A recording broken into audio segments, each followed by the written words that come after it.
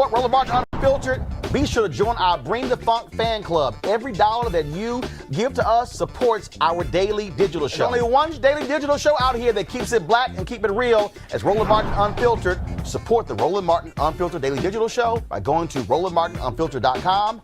You can make this possible. The thing that we are dealing with here, and I want people to understand this, and I want people to not to completely misconstrue what I'm about to say. But while we were actually with the Warnock campaign, they had a brunch a little bit earlier for staffers, and we went by just to be with them and sharing their joy.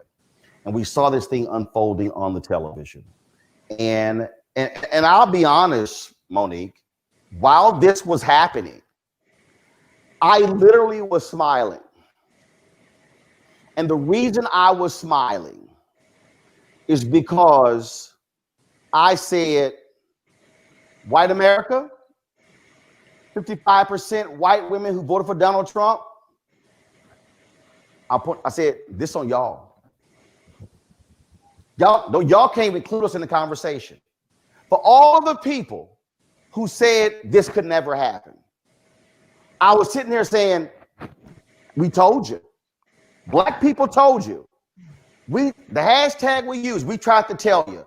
We told America, if you elect this thug, what you are doing is you are letting this person into a power who will abuse the power.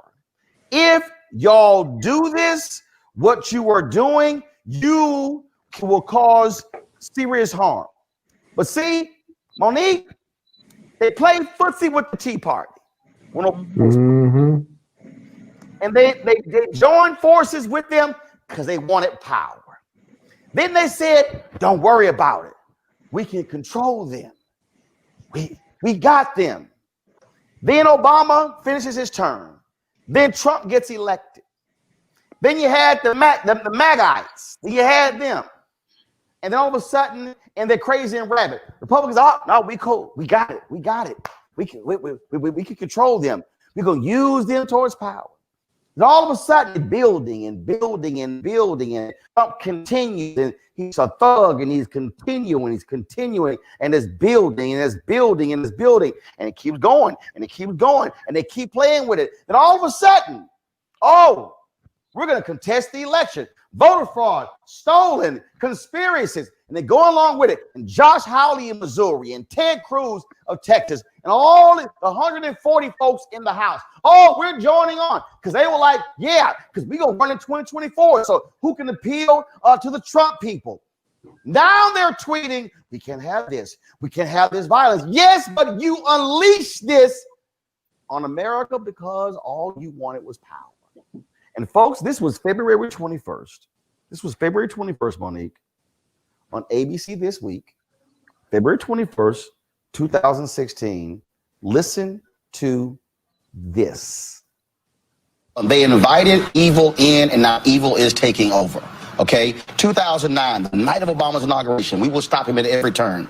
They love the Tea Party anger. They took advantage of it in 10 and 12 and 14. They always said, we can control it. We can harness it. Now, all of a sudden, Trump is taking advantage of it. He let the whole birther deal. The Republican establishment at some point has to say, you know what? We played with fire, and now it's about to consume us. They have to accept some blame. The Republican establishment never played with. Monique, pure and simple. Evil. They've accepted it. Now they got it. They have to own it, but it's theirs. You know, I will go along with you and anyone else who says that they were trying to harness it. But to me, at the end of the day, when the devil showed himself as the devil, what I didn't learn, what was confirmed for me was they belong to him. They don't care, not really. The fact that they are themselves threatened with a siege on the Capitol, a siege on the Hart building, a siege on Rayburn. I mean, things that, as someone who worked in those buildings, my first job in DC, I was in Longworth, and then I worked in Rayburn. So I was working for Congressman Jack Brooks, who was then chair of the judiciary, and then I worked for Congressman Charlie Wilson. I'm one of Charlie's angels.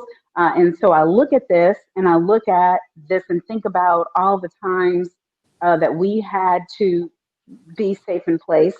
We had to shelter in place where there maybe was a thought of a bomb. I was in the congressional offices during the anthrax attacks. So I was checking that mail and I got powder in the mail and I remember what that felt like. And then I was with the DC Attorney General's office for 9/11. And I had people in my family and my friends calling me tonight who were saying, call me back, text me back. And one of my girlfriends said to me after I responded, she said, okay, because this was reminding me of 9/11 when I was texting and texting and texting you and I couldn't get a response back. So these consequences are real for all of us. I'm sitting right now, in Virginia, undisclosed location, but I'm under shelter in place. I have a curfew. I can't go get groceries for my kids if I want to. And I don't believe, frankly, that those in power, the McConnells of the world, the Kevin McCarthy's of the world, I refuse to believe they give a damn until they prove it. Because I think that they can hunker down now, they can hide, and then they'll still do whatever they were going to do tomorrow. And they won't really be worried about it to the point that they will come forward forcefully against the Trump machine, because it's not just that crazy man. It's everybody who has the intelligence, the information, the oppo that his organization has developed over the past 10 years. That's what they're worried about and susceptible to. They're worried about his demon spawn. They're worried about his lineage and what they're going to do in next elections. Donald Trump could be gone off the face of the earth tomorrow and they would still be scared because they know that the vestiges of the Trump operation have them by the, I'm a lady, so I won't say it. My point being, yes, the Capitol saw something today that it hasn't seen to this extent except by enemy bombers coming in. We haven't seen that threat. But this is something that the people who are in power can swallow comfortably, and I'm sure. Let's just watch tonight. See what they say tomorrow. It's time to be smart. When we control our institutions, we win. This is the most important news show on television of any racial background. Y'all put $2, $3, $4, $5, $10, $15, $20, $30 on this and keep this going. What you've done, Roland, since this crisis came out in full bloom. Anybody watching this, tell your friends, go back and look at the last 2 weeks, especially of Roland Martin Unfiltered. Hell, go back and look at the last 2 days. You've had sitting United States senators today, Klobuchar and Harris. Whatever you have that you can bring to Roland Martin Unfiltered to support it, please do, because this information may literally save your life. Watch Roland Martin Unfiltered daily at 6 p.m. Eastern on YouTube, Facebook, or Periscope, or go to RolandMartinUnfiltered.com. Support the Roland Martin Unfiltered Daily Digital Show by going to RolandMartinUnfiltered.com. Our goal is to get 20,000 of our fans contributing $50 each for the whole year. You can make this possible. RolandMartinUnfiltered.com. You want to support Roland Martin Unfiltered? Be sure to join our Bring the Funk fan club. Every dollar that you give to us supports our daily digital show. There's only one daily digital show out here that keeps it black and keep it real. It's Roland Martin Unfiltered. Support the Roland Martin Unfiltered Daily Digital Show by going to RolandMartinUnfiltered.com. You can make this possible. In New York City, there was a news conference with Keon Harold, attorney Ben Crump, and Reverend Al Sharpton. Keon Harold was on our show yesterday. He is the brother, of course, who was accosted by a white woman at a New York hotel who attacked him and his son, suggesting that his son stole her iPhone. Well, he didn't. An Uber driver later returned it. Well, Ben Crump and others, they say it is time for the New York District Attorney to press charges against this woman for assault. Here's Ben Crump at today's news conference. So many of our brothers and sisters being falsely accused and losing their life and their liberty for decades in prison. I mean, there are thousands of black men in prison because they were racially profiled and falsely accused. So this has larger implications. I mean, it was Emmett Till who was falsely accused and racially profiled that led to him being lynched. And so it is a larger conversation that has a larger impact on society. And if we don't hold this person accountable to show that there's not a double standard in America, that we can't have these two justice systems in America, one for black America and one for white America. Because we know without a shadow of a doubt, Reverend Al, if Keon, if the roles would have been reversed and you had a black adult tackle a white teenager and falsely accuse that white teenager of taking the cell phone, we know that he would have been arrested for assault and battery.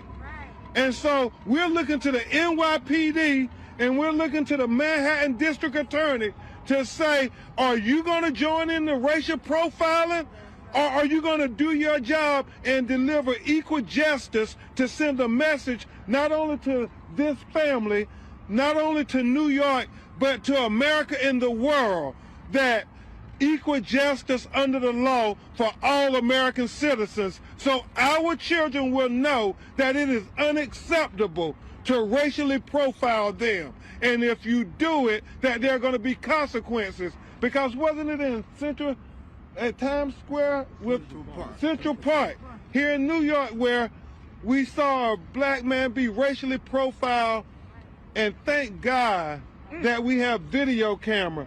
Can you imagine what the narrative would have been if Keon Harold had not videoed the incident on his cell phone?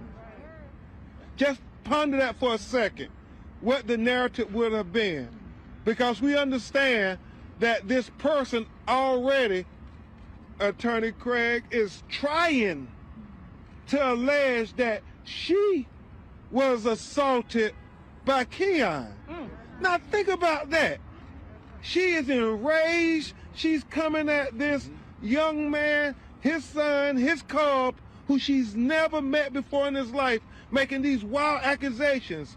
I mean, clawing, tackling him. See, you only saw the video that Keon was able to capture on his cell phone.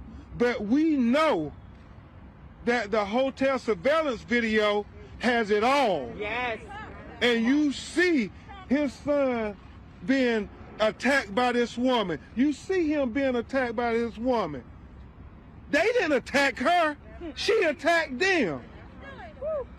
And all he was doing was trying to protect his cub, as any good parent would have done. And I'm sure you all saw the interview, the only interview that his parents allow him to speak and will allow him to speak, where he said, I don't know what would have happened if my father wasn't there.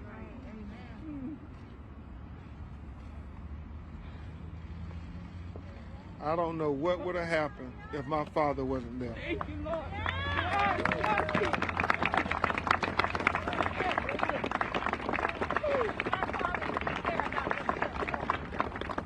And so, it is, I get a little choked up, and I'm sure many people of color get choked up, because so often black men get stereotyped as not being there for our children.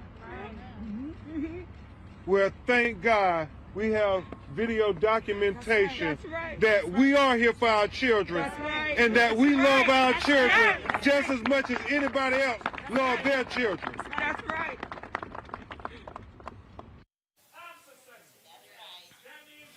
Also at today's news conference, Keon Harold, who is a Grammy Award-winning trumpeter, plays for Maxwell, has played for so many others. He played a rendition of America the Beautiful mixed with We Shall Overcome.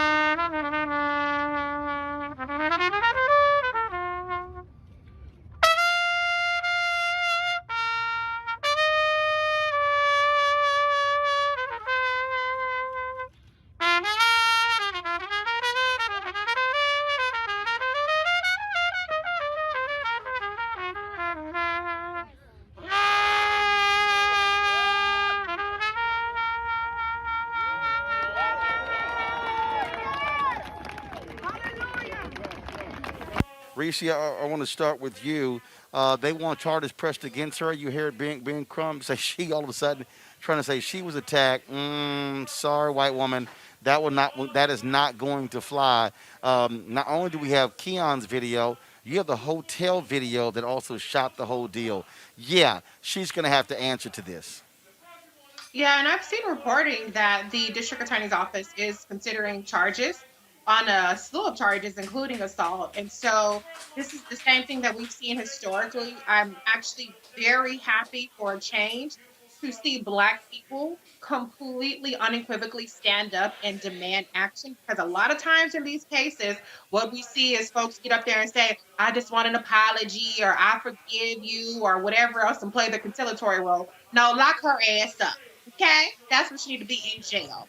I don't have no problems with that. So whatever they got to do, whatever kind of press conference or interviews they have to drive home that this woman needs to be held accountable, I'm for it. And I'm glad that she finally been identified, because if the situation had been reversed, the media would have been looking high and low for whoever the hell this lady was that assaulted a white child. And so it's time to not let these slights go by. This is not a no harm, no foul situation. Quit effing with Black people. Quit acting like you're our overseers. Quit acting like you have authority over us. And, the hotel also needs to be held accountable, because she had what white folks and white supremacists always have, which is people who help perpetuate the harm that's being done by siding with them, instead of staying neutral or siding with the person who's actually being attacked. And so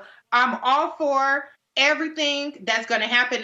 The Central Park lady that they referred to earlier, the bird watcher, said he didn't want all the stuff to happen to her. Nah. We're not doing it this time. Cassandra, your time is coming, girl. And you lucky that you didn't get slapped down to the ground. Charges is actually, to me, milder than what the average Black mama would have done. But luckily for her, it was a man on woman situation. So all he could do was protect his cub. I like that they're saying cub instead of a mama who would have beat her ass down. Well, first of all, I'm shocked that you actually said effing and not the actual word. But let's go to Robert Patillo. Yeah, I know. That's her early New Year's resolution. Robert Patillo, I want to go to you. Reese is right. Challenge these folks. Go after these folks.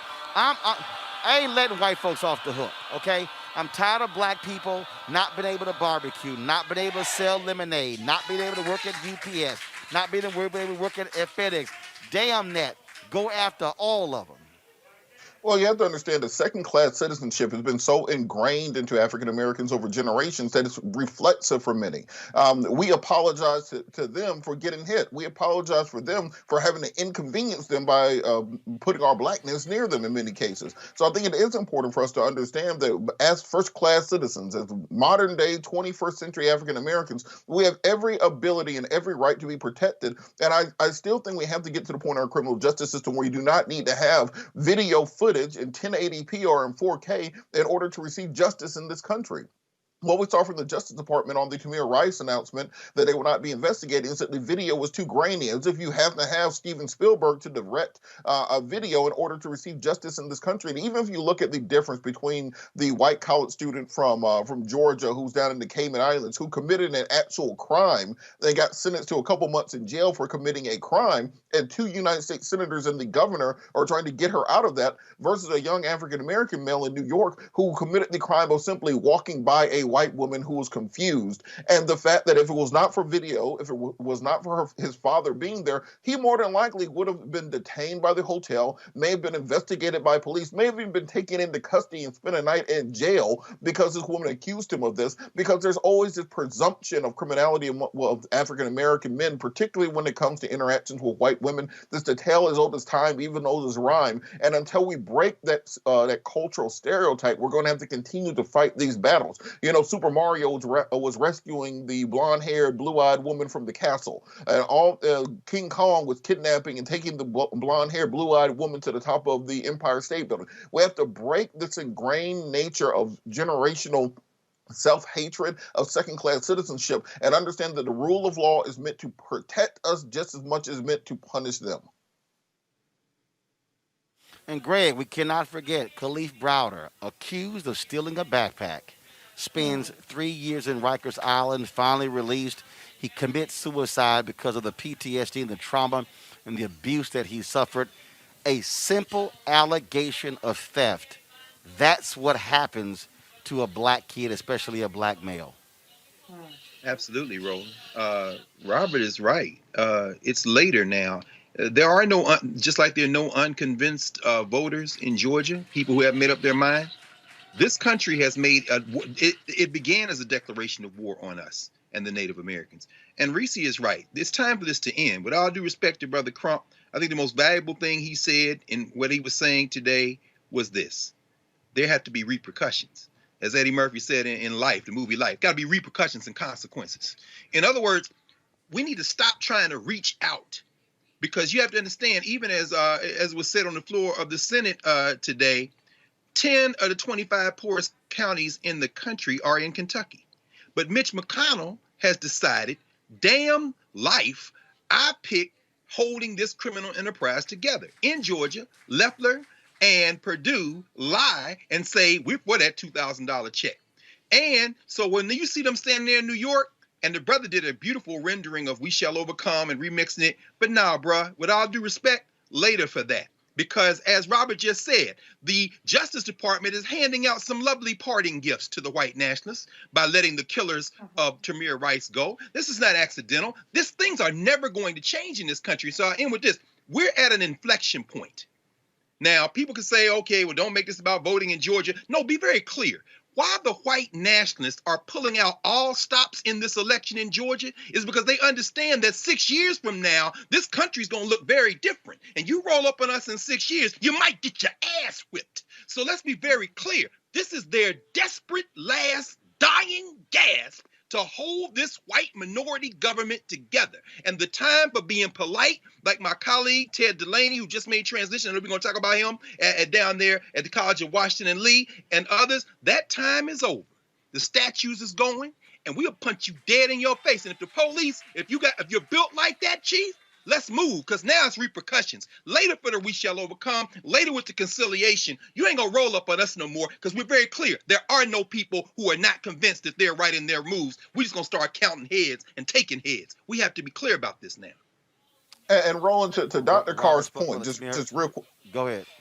Yeah, just really quick to Dr. Carr's point. Understand the intersection of this in that Georgia race. We looked at that debate that took place between Warnock and Loeffler. The reason that Kelly Loeffler, who has, I think, a MBA from DePaul University, can call Raphael Warnock, who has a doctorate, radical liberal Warnock, instead of referring to him by name, is because of that same white privilege that allowed this woman to tackle this boy thinking that he had her cell phone. The reason that she can run commercials, $500 million worth, with lie after lie after lie on him, and he has to be walking a little dog and eating pizza with a fork and knife trying to prove how nice he is because of that same over-criminalization of African-American men, that if he had raised his voice and said, well, what is Backed Industries? Where did you get that $182 million from a Chinese billionaire to start your cryptocurrency company? If he had said that, that would have been too aggressive. So you always have to almost submit to her white supremacy over you. You have to submit to your second-class citizenship,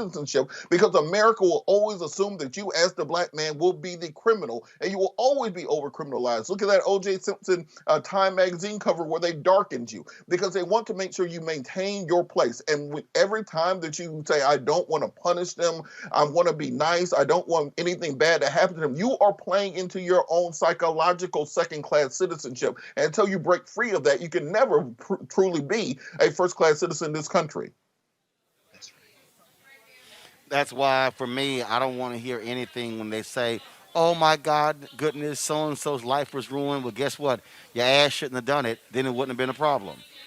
If you didn't do it, if you didn't show your white supremacy, if you didn't show your privilege, then guess what? You wouldn't be in trouble. So I don't give a damn if your life was ruined. This damn Cassandra Medina, whatever the hell her name is, I ain't got no problem whatsoever if her ass lose her job, if she get thrown out of her apartment. I don't care, because what she did, again, Kalief Browder. First of all, I need y'all to understand something. I need everybody listening to me to understand something. An iPhone 11 cost $1,000. Do y'all know that theft of an iPhone in most places is a felony because of its value? Come on. Some of y'all didn't hear what I just said. One more time, brother. The theft of an iPhone, because of its value, if you are charged, you can be classified as a felony. Kalief Browder was accused of stealing a backpack of valuables. He spent 3 years in Rikers Island. That brother is dead because of the trauma that he experienced. We win. This is the most important news show on television of any racial background. Y'all put $2, $3, $4, $5, $10, $15, $20, $30 on this and keep this going. What you've done, Roland, since this crisis came out in full bloom.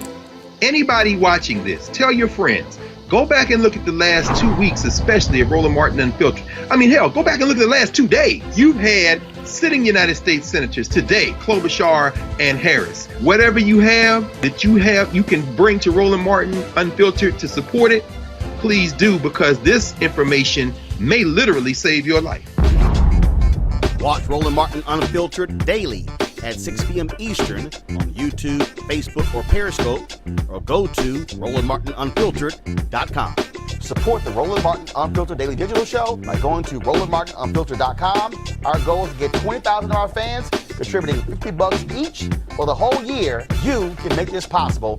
RolandMartinUnfiltered.com. Support Roland Martin Unfiltered. Be sure to join our Bring the Funk fan club. Every dollar that you give to us supports our daily digital show. There's only one daily digital show out here that keeps it black and keep it real as Roland Martin Unfiltered. Support the Roland Martin Unfiltered Daily Digital Show by going to RolandMartinUnfiltered.com.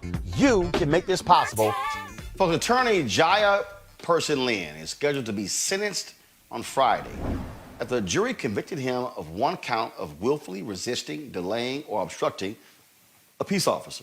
The conviction stems from his January 2019 arrest at the San Bernardino County Courthouse, where he was tased and tackled before being arrested when courtroom deputies didn't believe he was an attorney because he had a dashiki on.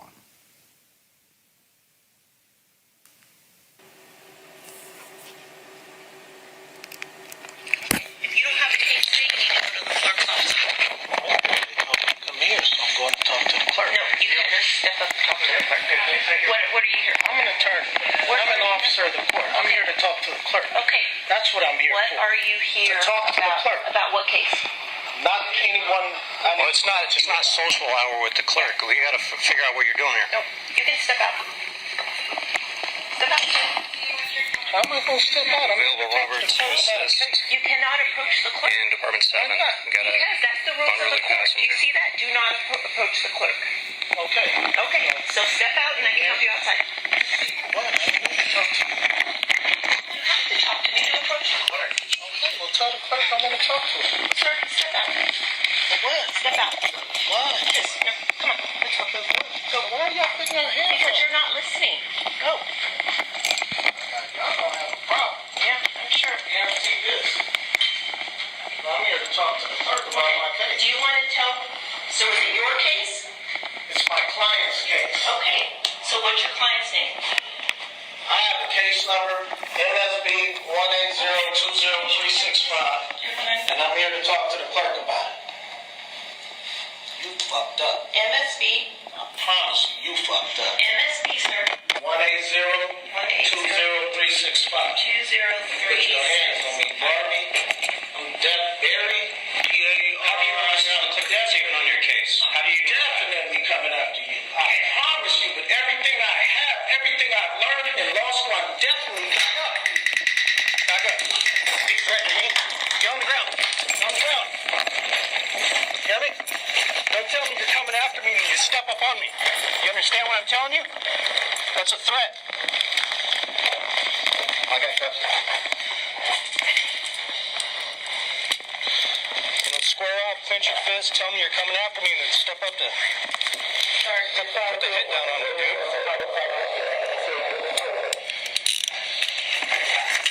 Oops, sir. You done? You gonna go into program or you gonna keep resisting? You got my taser?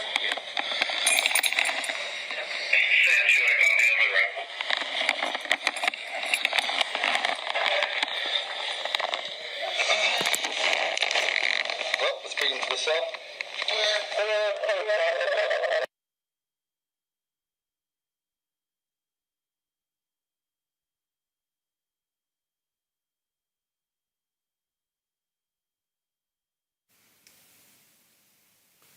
Joining me right now is Jaaye Person-Lynn. Jaaye Person, glad to have you here. This all started because you were wearing dashiki and they didn't believe that you were a lawyer? Yeah, plain and simple. That's it. And thanks for having me. Good to see you. But that's it. They did not believe me. I told them exactly who I was, what I was there for, and before the video that you showed started, I tried to pull out my bar card to show them I'm in fact an attorney, but I did not get that opportunity. Before that, he pushed me. So they hit you with willfully resisting, delaying, or obstructing a peace officer. And they want to send you to jail for a year because of a shirt you were wearing. That's what I'm facing. That's what I'm facing. And at the trial, they recognized it was not resisting. Although you hear him on the audio saying, "Are you going to stop resisting?" They know I never resisted. And so at the trial, it was for delaying or obstructing. So at the part of the video you just showed, when he put his hands on me the second time and I put my hand on his and his hand left my chest, that is the act, the specific act that the jury said delayed or obstructed him in the lawful performance of his duty. And that 3-second act is the act that I was convicted of, delaying or obstructing him in his duty.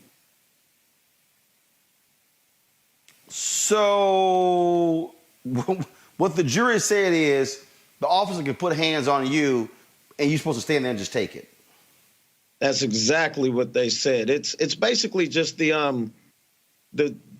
us realizing that the Dred Scott case is still good law, at least in San Bernardino County, in which the Supreme Court of the United States wrote, and it's still there on the books today, that for more than a century we were regarded as inferior beings, and so inferior that we could be reduced to slavery for our own benefit, and that a black man had no rights that a white man was bound to respect. So that being good law, that being the state of the law, makes sense why I was convicted. But if I was actually a true full citizen of this nation, I would not have been even charged. That officer would have been charged for battery and assault with a deadly weapon when he shot me with the taser. Are you concerned after the jury took 3 seconds and convicted you and who, first of all, who determines what your sentence is going to be? Is it the judge or is it the jury? It's the judge that allowed the jury to act on that. The whole thing, from the second I walked through the doors of the courtroom until the time I was tased, was under 2.5 minutes. But the judge enumerated 9 different acts from that one charge in those 2.5 minutes to allow the jury to try and convict me on. So they didn't convict me on the other 8, but they convicted me on that one act, it took the jury 7 hours of deliberation, and it was only about 7 hours of testimony. So that's a long time to testify. That's a long time to deliberate with such short testimony. But when the judge allowed all of those acts to come in, they figured they had to convict me of something, and they ultimately did. And then when I talked to a couple jurors afterwards, one of them told me it wasn't the act of pushing his hand away from you that was the guilty act. It was not a good juror for this because he believes police are right all the time. So if I didn't do exactly what they said, I'd be wrong. And he even told me if the cop pushed him like that, he would have removed his hand. But that's him telling me, in his eyes, I'm less than him, because if it's right for him to do it, but not for me to do it. So you will learn your fate tomorrow morning at 8:30 a.m. Pacific time, correct? Yes, sir. From the same judge that allowed that juror to stay on and allowed those 9 acts. And the thing about this statute, it's specific to an officer. So there could be 2 officers there, and I have to delay a specific officer, not just law enforcement in general. So 4 of the 9 acts that the judge enumerated for the jury to decide on were not even against Deputy Barry, who was the white deputy in the video that got physical with me and shot me with the taser. 4 of them were against the other deputy who testified, I should not have been arrested, I should not have been tased. But imagine that. You had a black deputy saying I shouldn't have been arrested or tased. You had a black attorney saying I shouldn't have been arrested and tased in myself, and then a white officer saying it was okay to do in the courtroom. And that's why he pushed me, was maintaining the security of the courtroom. And so it's, I don't get it. He also testified when we walked into the vestibule, he had no plans on arresting me. And what I got arrested for happened about a minute before we walked into the vestibule. So for the judge to even allow the jury to make a decision on that was a miscarriage of justice. And then obviously them convicting me was a miscarriage of justice. But a reminder that regardless of what the laws say related to our rights, the status that we had when the Declaration of Independence was written, when they said, when Thomas Jefferson wrote, all men are created equal while holding slaves, that meant from the foundation of this nation until this day, we are less than in this country. And if that wasn't enough, we have the Constitution, we have the Dred Scott opinion, and even up until my conviction, it's just a reminder of our status here. All right, then. Well, look, we certainly appreciate you joining us. We'll wait to see what this decision is tomorrow. Jaaye Person-Lynn, we appreciate it, brother. Good luck. Thanks a lot, Roland. I greatly appreciate you, brother. Thank you very much. Folks, back to that Roland Martin Unfiltered video. It's time to be smart. When we control our institutions, we win. This is the most important news show on television of any racial background. Y'all put $2, $3, $4, $5, $10, $15, $20, $30 on this and keep this going. What you've done, Roland, since this crisis came out in full bloom. Anybody watching this, tell your friends. Go back and look at the last 2 weeks, especially of Roland Martin Unfiltered. I mean, hell, go back and look at the last 2 days. You've had sitting United States senators today, Klobuchar and Harris. Whatever you have you can bring to Roland Martin Unfiltered to support it, please do, because this information may literally save your life. Watch Roland Martin Unfiltered daily at 6 p.m. Eastern on YouTube, Facebook, or Periscope, or go to RolandMartinUnfiltered.com. Support the Roland Martin Unfiltered Daily Digital Show by going to RolandMartinUnfiltered.com. Our goal is to get 20,000 of our fans contributing $50 each for the whole year. You can make this possible. RolandMartinUnfiltered.com. Just some breaking news here. Twitter has permanently banned Donald Trump. Again? Permanently? No. He is permanently banned. Donald Trump will not be able to have a Twitter account again. Wow, now I'm talking about. And that's what I meant when I said to somebody who keeps talking to me about how are we going to come together? How is Biden going to put us together? And how are we going to make this thing right? And I told him, look, here's what I understand. I understand what racism is all about. And I understand what systemic racism is and why at every juncture we are at a disadvantage. I understand that thoroughly. And I also said to them, it is really up to white people to determine whether or not they are going to change their ways, whether or not they're going to use their power and influence to change things.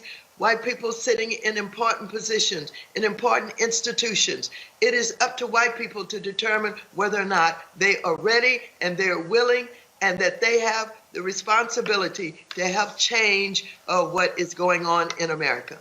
The responsibility lies with them. We fight, we struggle, we sacrifice, and we die, fighting for justice, freedom, and equality. Our ancestors have done it.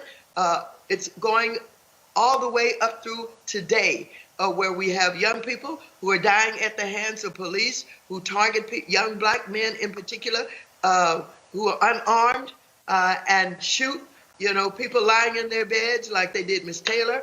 And so it's up to white people to get started. We're trying to change America. I agree. You want to support Roland Martin Unfiltered? Be sure to join our Bring the Funk fan club. Every dollar that you give to us supports our daily digital show. There's only one daily digital show out here that keeps it black and keep it real as Roland Martin Unfiltered. Support the Roland Martin Unfiltered Daily Digital Show by going to RolandMartinUnfiltered.com. Our goal is to get 20,000 of our fans contributing $50 each for the whole year. You can make this possible. RolandMartinUnfiltered.com. You want to support Roland Martin Unfiltered? Be sure to join our Bring the Funk fan club. Every dollar that you give to us supports our daily digital show. There's only one daily digital show out here that keeps it black and keep it real as Roland Martin Unfiltered. Support the Roland Martin Unfiltered Daily Digital Show by going to RolandMartinUnfiltered.com. You can make this possible. Donald Trump, boy, showed how thuggish he is when over the weekend he had a phone call with Secretary of State of Georgia, basically trying to get him to steal this election for him. He is so desperate. He cannot handle that he actually lost to Kamala Harris as well as Joe Biden. He simply can't handle it. So what does he want to do? He wants to cheat. Listen to this phone call, folks. Shocking and stunning, but then again, it's not, because it's thugging Chief Donald Trump. We have won this election in Georgia based on all of this. And there's nothing wrong with saying that, Brad. Having a correct, the people of Georgia are angry. And these numbers are going to be repeated on Monday night, along with others that we're going to have by that time, which are much more substantial even. And the people of Georgia are angry. The people of the country are angry. And there's nothing wrong with saying that, that you've recalculated. Well, Mr. President, the challenge that you have is the data you have is wrong. Now, do you think it's possible that they shredded ballots in Fulton County? Because that's what the rumor is. And also that Dominion took out machines. That Dominion is really moving fast to get rid of their machinery. Do you know anything about that? Because that's illegal. This is Ryan, Germany. No, Dominion has not moved any machinery out of Fulton County. We're having. But have they moved? Have they moved the inner parts of the machines and replaced them with other parts? No. You sure, Ryan? I'm sure. you should want to have an accurate election. And you're a Republican. We believe that we do have an accurate election. No, you don't. No, you don't. You don't have, not even close. You're off by hundreds of thousands of votes. You know what they did, and you're not reporting it. That's a criminal offense, and you can't let that happen. That's a big risk to you and to Ryan, your lawyer. That's a big risk. But they are shredding ballots, in my opinion, based on what I've heard, and they are removing machinery, and they're moving it as fast as they can, both of which are criminal fines, and you can't let it happen, and you are letting it happen. I'm notifying you that you're letting it happen. So, look, all I want to do is this. I just want to find 11,780 votes, which is one more than we have, because we won the state. So tell me, Brad, what are we going to do? We won the election, and it's not fair to take it away from us like this. And it's going to be very costly in many ways. And I think you have to say that you're going to re-examine it, and you can re-examine it, but re-examine it with people that want to find answers, not people that don't want to find answers. For instance, I'm hearing Ryan, and he's probably, I'm sure, a great lawyer and everything, but he's making statements about those ballots that he doesn't know. But he's making them with such, he did make them with surety, but now I think he's less sure, because the answer is they all went to Biden. And that alone wins us the election by a lot. So. Mr. President, you have people that submit information, and we have our people that submit information, and then it comes before the court, and the court then has to make a determination. We have to stand by our numbers. We believe our numbers are right. Well, under law, you're not allowed to give faulty election results, okay? You're not allowed to do that, and that's what you've done. This is a faulty election result. And honestly, this should go very fast. You should meet tomorrow, because you have a big election coming up, and because of what you've done to the president, the people of Georgia know that this was a scam. And because of what you've done to the president, a lot of people aren't going out to vote. And a lot of Republicans are going to vote negative because they hate what you did to the president, okay? They hate it. And they're going to vote. And if you would be respected, really respected, if this thing could be straightened out before the election. You have a big election coming up on Tuesday. Brad Raffensperger, the Secretary of State of Georgia, not happy at all. Georgia election officials held a news conference today that was devastating to Donald Trump because all they did was expose lie after lie after lie after lie. Yes, it's Gabriel. Good afternoon, everybody.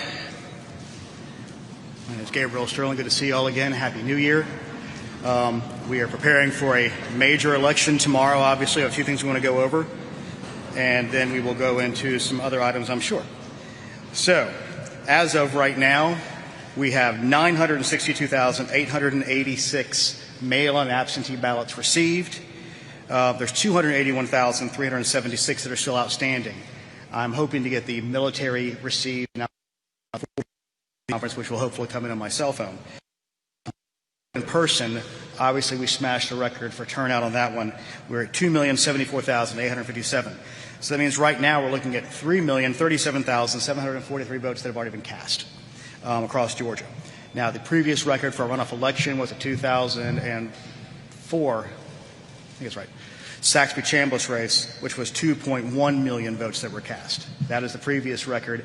And in the election 2018 runoff election, we saw just under 1.5 million. So obviously a lot of interest.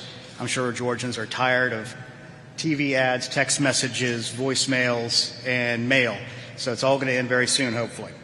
In preparation for the election tomorrow on Election Day voting, we have 6,963 poll pads. They finished the final loading of their data today before lunch. We had about 21 counties were the last ones to go. Most of them completed it over the weekend.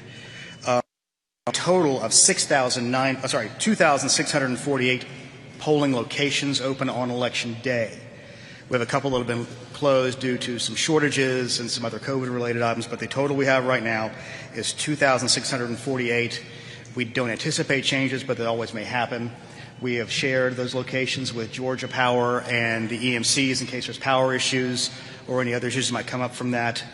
And we've seen a few shortages of poll workers. So I think specifically we saw in Morgan County, they're going to lose 2 locations because of that.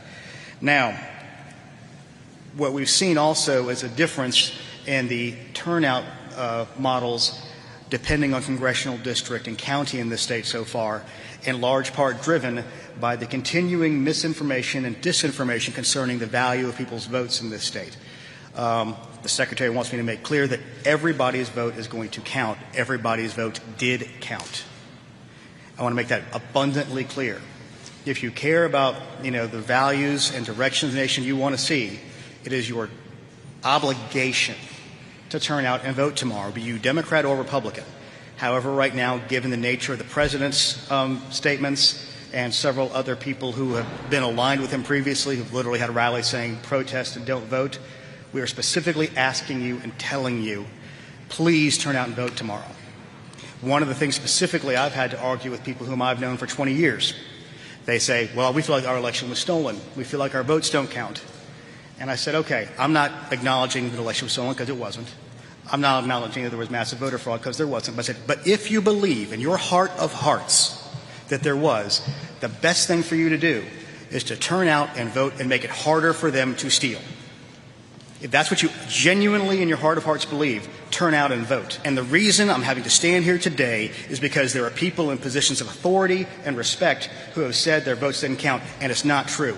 And I'm going to do it again, and I'm going to go through all this anti-disinformation Monday. It's whack-a-mole again. It is Groundhog Day again. I'm going to get to talk about things that I've talked about repeatedly for 2 months.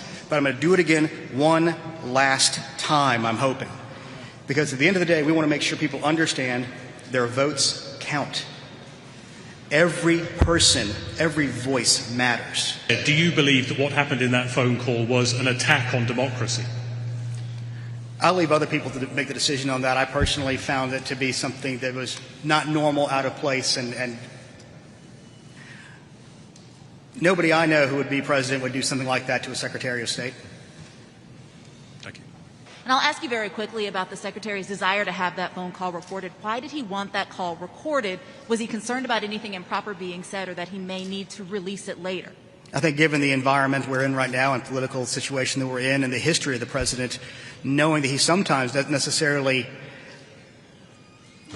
characterize things as they might have actually occurred, it was out of an abundance of caution. But I'm sure many people, I'm sure the president's side recorded it too, so they might have been the ones that leaked part of that as well. Thank you.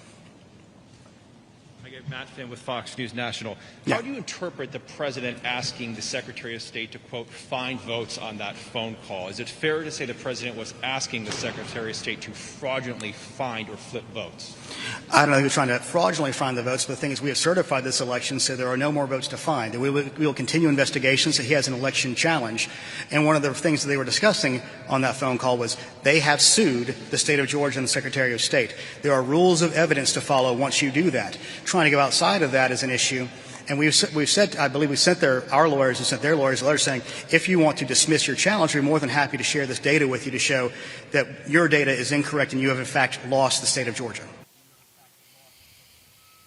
I want to bring my panel now, Dr. Avis Jones Weaver, political analyst, leadership strategist, Dr. Julian Malvoy, President Emerita, Bennett College economist, Mustafa Santiago Ali, former advisor with the EPA. Julian, I want to start with you. First of all, the U.S. attorney who Donald Trump appointed here in Georgia has resigned. Of course, this happens 2 days after that particular call. Also, the DA here in Fulton County, Fannie Willis, this is what she submitted. Like many Americans, I have found the news reports about the president's telephone call with the Georgia Secretary of State disturbing. It is my understanding from news reports that a member of the state election board has requested that the Secretary's Elections Division investigate the call, after which the board can refer the case to my office and the state attorney general.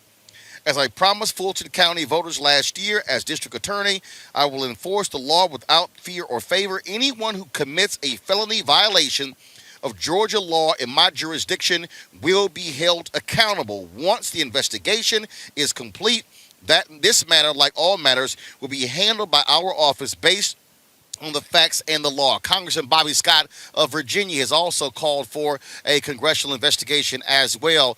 Bottom line here, Julian, Donald Trump making that phone call, he is not protected, okay, in terms of immunity, because on the federal level, this was a state law. He's only president less than 20 days. They can indict his ass on January 20th after 12:01 p.m. Eastern. Well, not only could they, but should they? This man has lost his blooming mind. I mean, when you listen to the tone and the tenor and the intimidation and the hollering and all of that to attempt to get a Secretary of State to change the election results, you look at it and say, huh? Really, there are erudite ways to say this, but is really the way to deal with it. Here's a point, Roland, and the most important point. This man is desperate. He is losing his mind. I don't know if Melania can just put him in a straitjacket or Ivanka can roll him up out of there. But he is making a mess of things, and this is what he wants to do. When you listen to the phone call, you must shudder at the implications of a sitting president deciding to attempt to twist the arm of a Secretary of State. But that ain't the worst of it. That ain't the worst of it. The worst of it is that Right. Republicans have allowed him to do this, and they aren't speaking up. This is a party of And wusses. that right there, and that right there, Mustafa, shows you exactly where this party are. They basically have said nothing. What this man did is egregious. To sit here in the Oval Office and to make that phone call to the Secretary of State, according to NBC News, Donald Trump has tried to call Raffensperger 18 previous times over the last 2 months, and he has been desperate. This man he asked him to go find 11,700 votes, and he's like, dude, race is over. We've counted all of them. Donald Trump asked the Secretary of State of Georgia to go and steal the election, and then he said, all you got to do is just reclassify him. That is absolute voter intimidation. The attempt to steal an election, he should be absolutely indicted because of this. Without a doubt. I mean, it is the most egregious form of voter intimidation that we've seen in a long time. I mean, for you to go to the Secretary of State of Georgia and ask them to actually, sort of just, play some games so that you could win, it's amazing that a president of the United States would actually, one, be that foolish to be on the phone having that type of a conversation, and two, to actually do that. He's been looking for voter fraud for the last 4 years. You hear him talk about it all the time, and all he had to actually do was look in the mirror. And voter suppression also. I mean, because think about all the people, folks who stood in line, folks who made sure they did everything right to have their IDs and all these other types of things, and then to have the president of the United States to try to suppress their vote, because that's actually what it is, by making sure that they find this additional 11,000 votes that he needed to be able to win. So, some folks might not say this, but it is actually a form of a coup that he was trying to do, to actually have this election overturned, to make himself president, even though when he did not win by the plurality of the votes. Here's what's hilarious, Avis. Dude, if they steal Georgia for you, you still lost. You lost Arizona. You lost Pennsylvania. You lost Michigan. Your ass gonna still lose. But here's the craziest thing. You got Republicans who are saying, let's investigate who leaked it. They don't give a damn about what he said on the call. All they care about who leaked it. They have no principles, no morals, no values. They are grossly unethical. Absolutely. The reason why they want to deflect and go to the issue of who leaked the video, it's because, or the audio, it's because they can't defend it. How can they defend it? How can they justify it? How can they say that what happened on that call wasn't in any way appropriate? How can they even say that it was legal? They can't.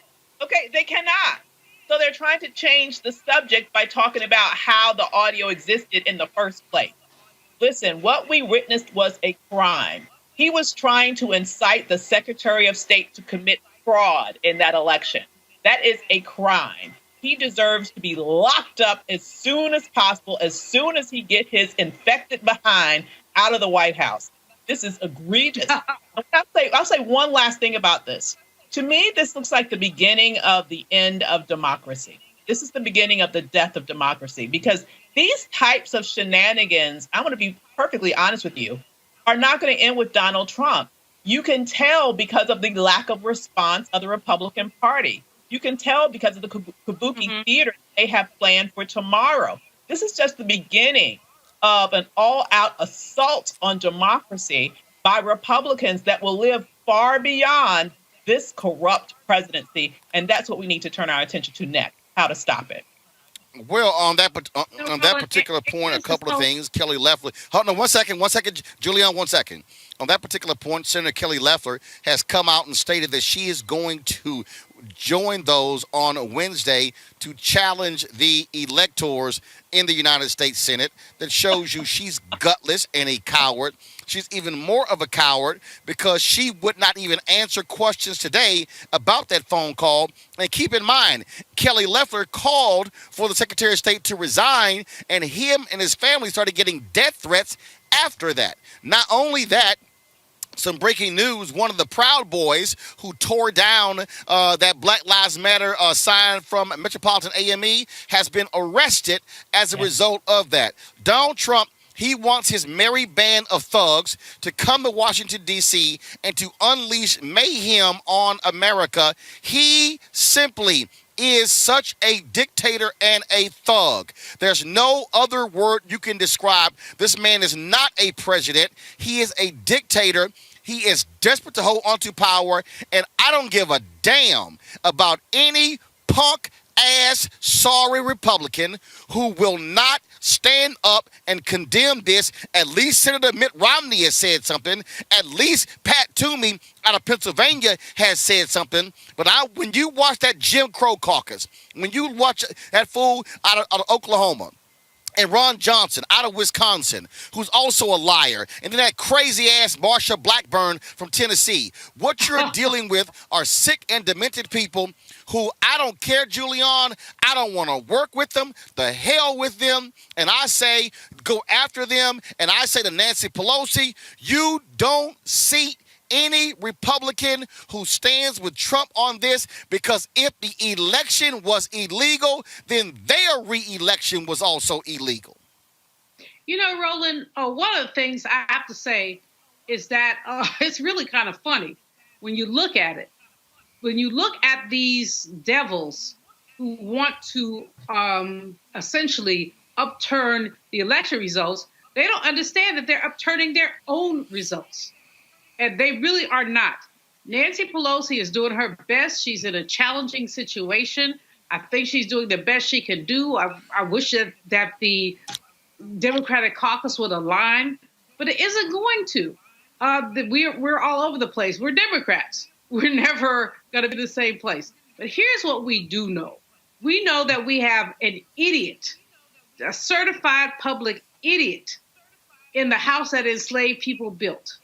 We know that he is doing in the next 20 days, 18 days, he's doing his best to F up whatever there was in foundational structure.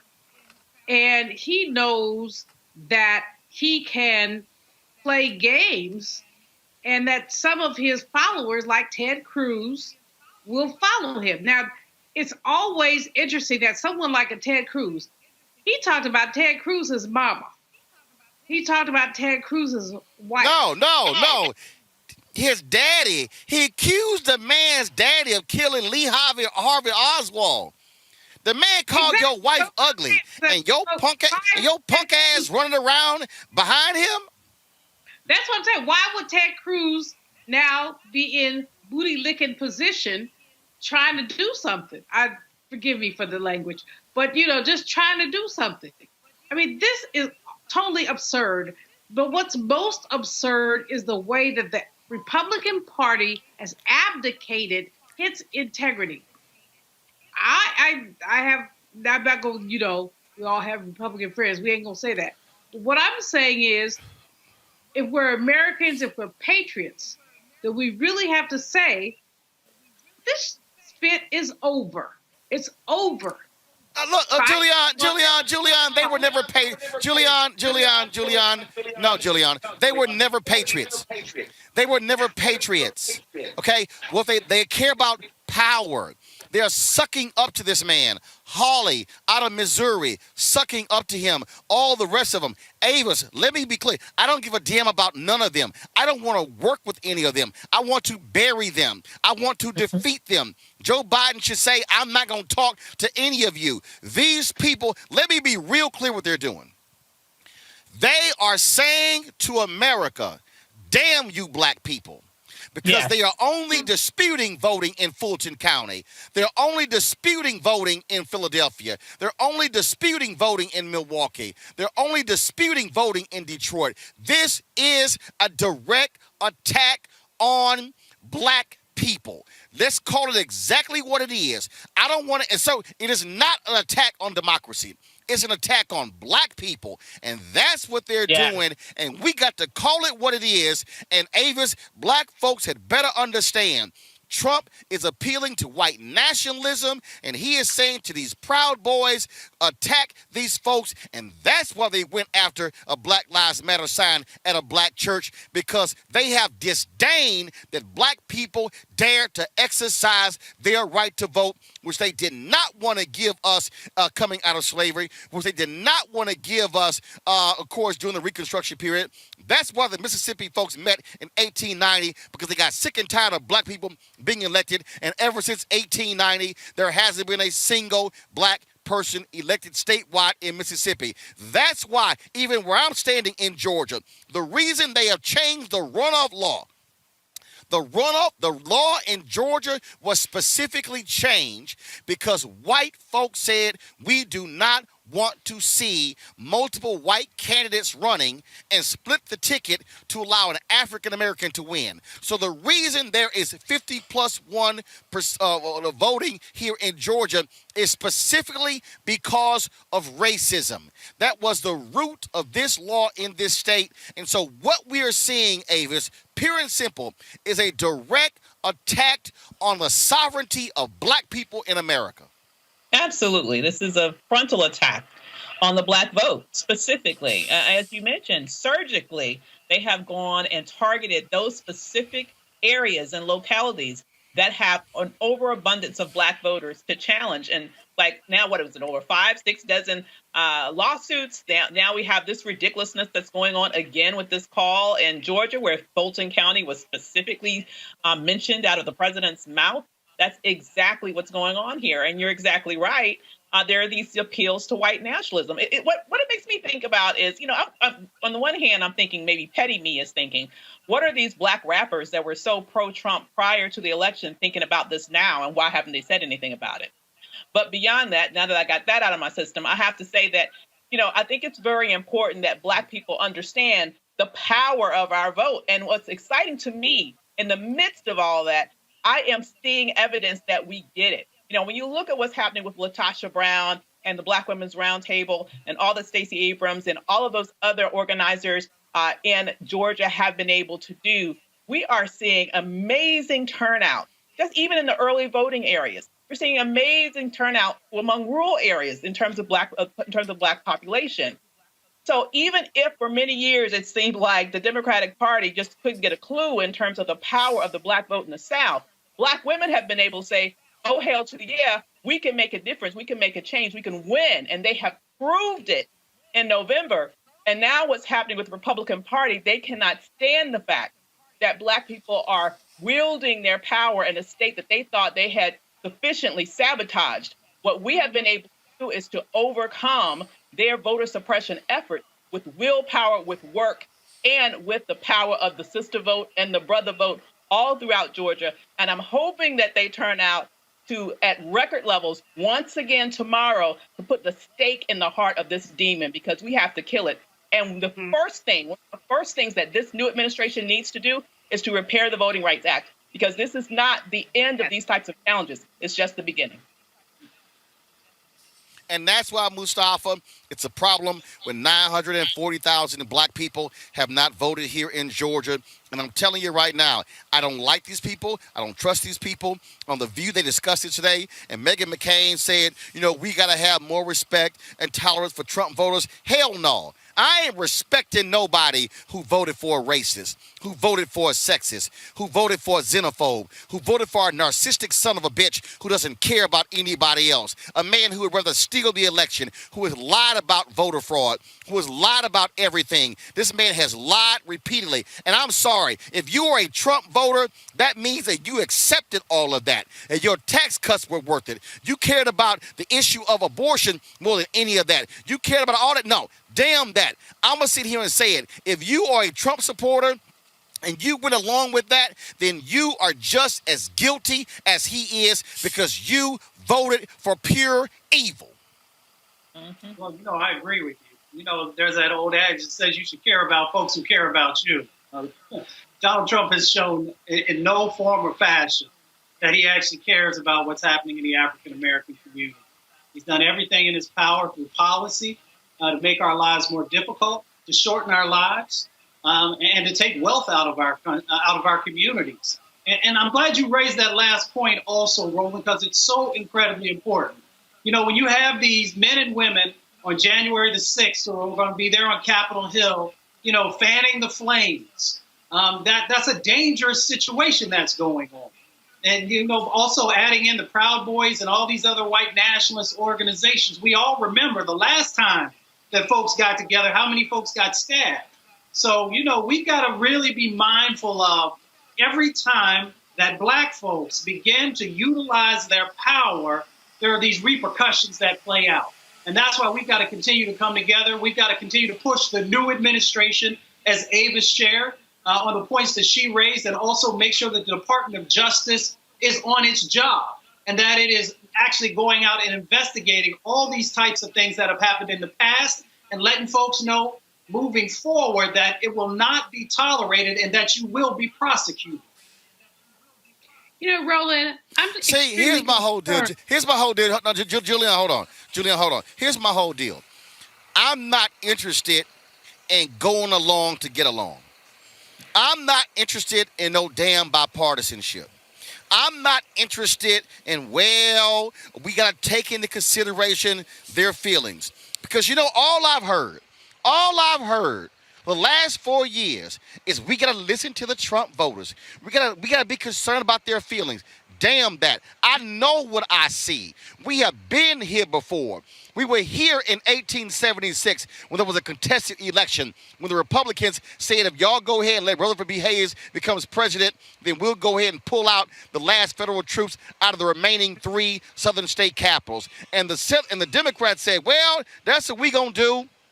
We going to do that, and it's going to be all good. But then what ended up happening? They then put in place Jim Crow and attacked Black people. And the same thing happened in North Carolina when they crushed the reform movement as well. When they burned down Wilmington. When we saw what happened in Tulsa. I said this in 2009, and they're living in the age of white minority resistance. And what they are doing is attacking Black people. They do not like to see what we did when it came to voting. And that's why I saw some dumbass on my YouTube channel say, I didn't vote for Trump or Biden. Well, who the hell you think you voted for? Because here's the real deal. If you don't take control of the Senate, if Ossoff and Warnock do not win tomorrow, then there is no John Lewis Act to fix the Voting Rights Act. There is no George Floyd Justice Act. There is no relief for student loan debt. You're not going to see a real rollout when it comes to the COVID-19 vaccine. So you got to be stuck on stupid if you walking around here saying, well, I'm just going to sit this out. Hell no, you ain't got time to sit it out, because black folks have caught hell in this country, and I'll be damned if I'm going to sit here and be alive in 2021 and be silent when I see racists who are sitting here targeting black people every single day. You know, Roland, one of the most important things I think that your program is a contribution to our people is to lift this up, because there's so many people who really do not believe black people, that there's racism. It's just, these were incidental conversations. This was an accident. They didn't mean it. And the fact is that it's systemic. It is so MF systemic. And excuse the MF, I try to clean up my language for 2021. But in any case, we'll do our best. But in any case, what we have to deal with, as you've said, is the very many ways that this cake called America has in its ingredients patriarchy, racism, capitalism, predatory capitalism. This is the cake that has been baked. And can you unbake a cake? And by that I mean, can you get us back to a place where everybody has an opportunity? We're looking at young people. The achievement gap is widening because of income gaps. We're looking at any number of things, Roland. You know better than I do what we're looking at. You're down there on the ground. But what we must know and what we must deal with is the fact that this is untenable. It's time to be smart. When we control our institutions, we win. This is the most important news show on television of any racial background. Y'all put $2, $3, $4, $5, $10, $15, $20, $30 on this and keep this going. What you've done, Roland, since this crisis came out in full bloom. Anybody watching this, tell your friends. Go back and look at the last 2 weeks, especially of Roland Martin Unfiltered. I mean, hell, go back and look at the last 2 days. You've had sitting United States senators today, Klobuchar and Harris. Whatever you have that you can bring to Roland Martin Unfiltered to support it, please do, because this information may literally save your life. Watch Roland Martin Unfiltered daily at 6 p.m. Eastern on YouTube, Facebook, or Periscope, or go to RolandMartinUnfiltered.com. Support the Roland Martin Unfiltered Daily Digital Show by going to RolandMartinUnfiltered.com. Our goal is to get 20,000 of our fans contributing $50 each for the whole year. You can make this possible. RolandMartinUnfiltered.com. You want to support Roland Martin Unfiltered? Be sure to join our Bring the Funk fan club. Every dollar that you give to us supports our daily digital show. There's only one daily digital show out here that keeps it black and keep it real as Roland Martin Unfiltered. Support the Roland Martin Unfiltered Daily Digital Show by going to RolandMartinUnfiltered.com. You can make this possible. Folks, Roland Martin here, reporting live from Atlanta, Georgia. What we are seeing in the nation's capital right now, we have actually seen before. Folks want to say they're shocked, they're stunned. But the reality is we at this show are not shocked and stunned by what we are seeing. This is some video that was shot earlier today of protesters, Donald Trump supporters, storming the United States Capitol, running past barricades, blowing past, fighting with Capitol Hill police officers as well. You see them there also taking apart those barricades. What has happened today has been short of stunning. It has been short of stunning. And that is what we've seen. They have stormed the U.S. Capitol. They literally jumped on the floor of the United States House of Representatives and the U.S. Senate. They also were in the offices of people like Speaker Nancy Pelosi. One woman was shot. We now can report that she has died as a result of a gunshot wound to the throat. What happened earlier today was this here. Donald Trump went out there and spoke to his supporters, but he was not particularly happy. Then he called on them to march to the U.S. Capitol. You want an understanding of what's going on? Here is this tweet right here. There's this guy, Rogan O'Hanley, calls himself a lawyer and a patriot. This was his tweet. This is, Anthony, we should have this up. This is the Million Patriot March. People came from the West Coast, the Midwest, and even overseas for one purpose, to fight for America and a president that fights for us. He then says history. Well, he's absolutely right. It is history. And what they have done is they have caused the U.S. Capitol to be on complete right now. What people have to understand is we have seen this nonsense before. We have seen white folks in this country who simply cannot tolerate black folks voting. They cannot tolerate losing. So as a result, what did Donald Trump do? What did Donald Trump do? Donald Trump then incited these folks all over Washington, D.C. Folks, again, what we're dealing with right now are individuals, Republicans, who are committing treason. They are committing treason across this country. And every single Republican who stood with Donald Trump, who said they were not going to support the electors that took place today, they should be thrown out of Congress. What we have to understand here, you got to understand here that what you're dealing with here is you're dealing with white domestic terrorists. Media Exactly. all the time was calling these folks that were saying, well, they're protesters. No, they went from protesters to a mob. And let's be real clear. If this was Black Lives Matter, there would be hundreds of dead black people right now. If this was Black Lives Matter, I can guarantee you that the U.S. Capitol cops would have not have been unprepared for what took place. Never in any of our minds did we think that somehow that you would have folks out here who would be able to storm the U.S. Capitol, go through the Capitol Rotunda, and then be engaged in gunfire with security inside of the U.S. House chamber. Folks, again, shocking, stunning, but this is something that you need to understand. For 5 years ago, I called this. 5 years ago, when I was on ABC This Week, I said point blank that what the Republicans have done is they have allowed evil into their home, and evil now has consumed them. This party has been following Trump, and Donald Trump has been sitting at the White House loving what he saw today. He saw these people fighting for him. There is blood on the hands of people like Congressman Louis Gohmert, who actually said that, oh, this decision for Trump to lose is going to incite violence in the streets. Now, your comments did that. Here's a photo here of one of these protesters sitting in this person is sitting at the desk of House Speaker Nancy Pelosi. Sitting at the desk of House Speaker Nancy Pelosi. That's what this photo here is. Okay, that's what this photo is. All right, folks, I'm going to show you some other videos and some photos of what's been going on again with these protesters.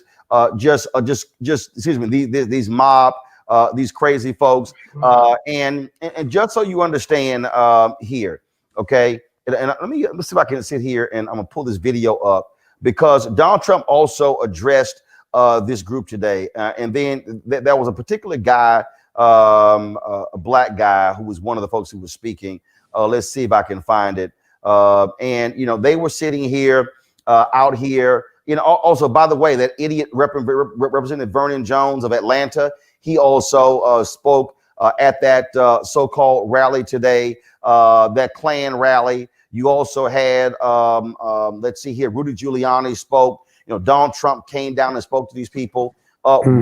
What you're dealing with here again, folks, you're dealing with people who cannot stand the fact that Donald Trump was beaten. They support this crazy man. They support his crazy policies. And all of these Republicans, let me say it again, all of these Republicans who have been playing footsie with these people, all these folks who have been supporting them, all these people who have been backing them, folks, they need to answer for this.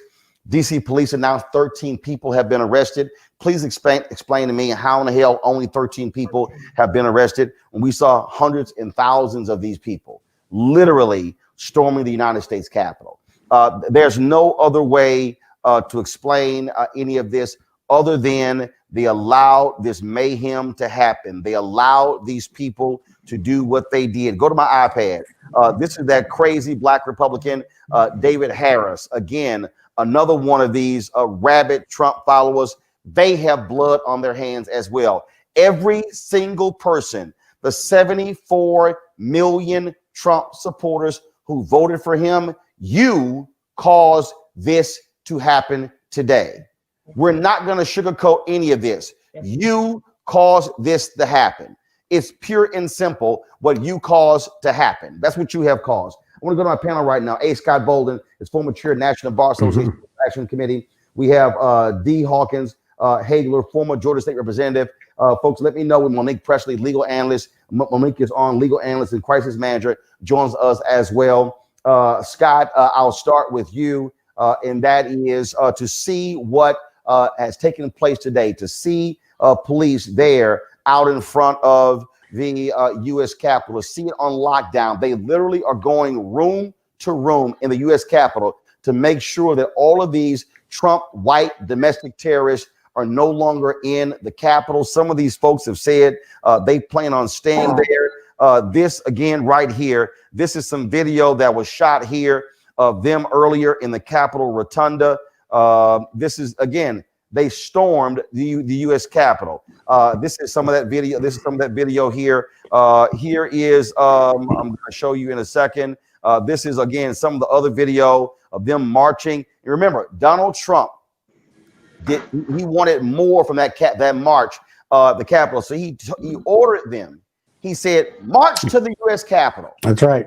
Donald Trump is complicit, Scott, in the violence and the mayhem that has resulted today in that woman's death. Donald Trump, if the Republicans in Congress had any guts, Scott, they would immediately remove Donald Trump from office. It's outrageous, and it's not funny. It's not Trump being Trump. This was an insurrection, if you will. This was domestic terrorism, and we sat there and watched it. Him incite them an hour after the detractors on the Senate side and the House side challenged these certified votes. This is not funny. This was, they went into the Capitol and damaged property, if you will. And so I got two thoughts. One, where were the Capitol Police as well as the National Guard?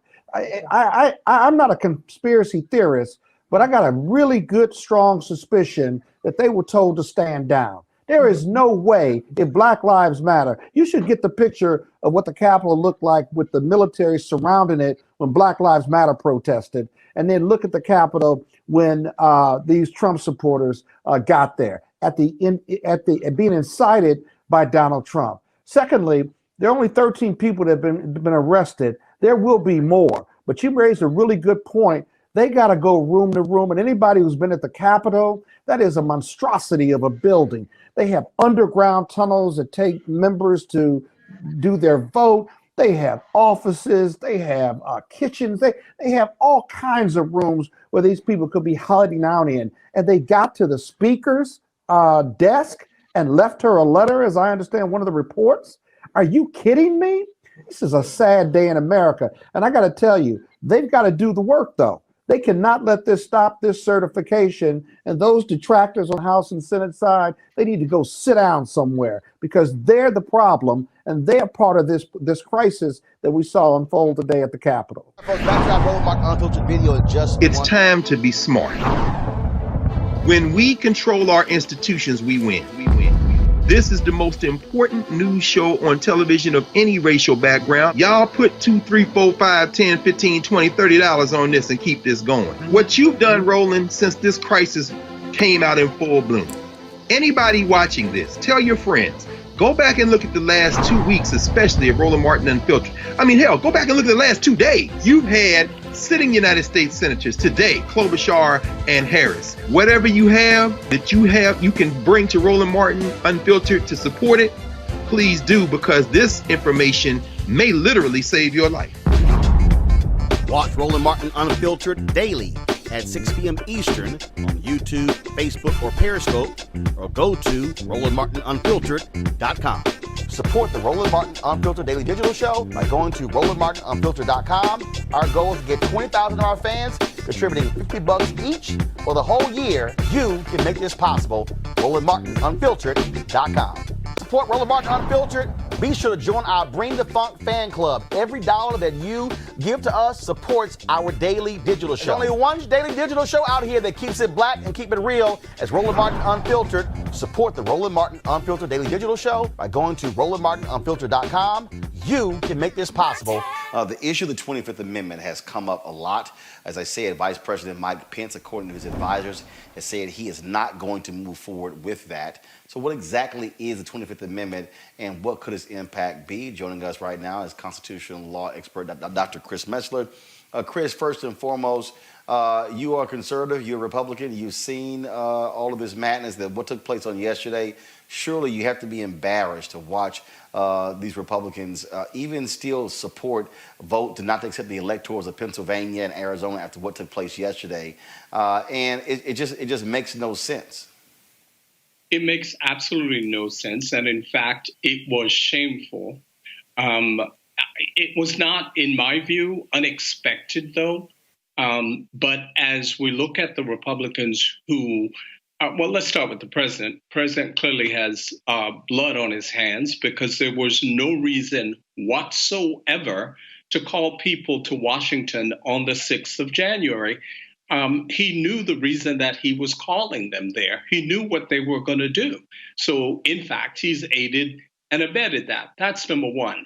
And after everything that happened, those members, those Republicans, both in the House and the Senate, who still raised those objections, I guess they think, oh, well, I'm going to get reelected. I don't need black folks, young folks, et cetera, voting for me. So whatever. And let me go specifically to Josh Hawley. First of all, as it relates to Josh, I hope everyone knows that he's raised a significant amount of money over his objections. And we should also know that he plans to run for office in 2024. Naked ambition. So it is what it is. And the folks who did what they did yesterday, that's not the Republican Party I know. But apparently, from my perspective, there is no Republican Party. It is a loose collection of factions. That's pretty much what you got. For folks who don't, when these constitutional issues come up, people who don't really understand, most people haven't even read the Constitution.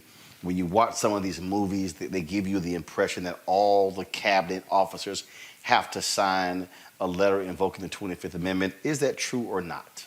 No, they don't all have to sign. What has to happen is the vice president gets a majority of them to say, we want to do that. Here's the problem with the 25th Amendment. It's probably, and particularly Section 4, the worst written part of the Constitution, which is why it's rarely ever used or invoked. Here's the problem. All that will happen is that, in fact, the vice president would say, and that certain portion of the cabinet would say, the president is incapacitated. Okay, but here's what happens after that. The president then can write a response and say, no, I'm not.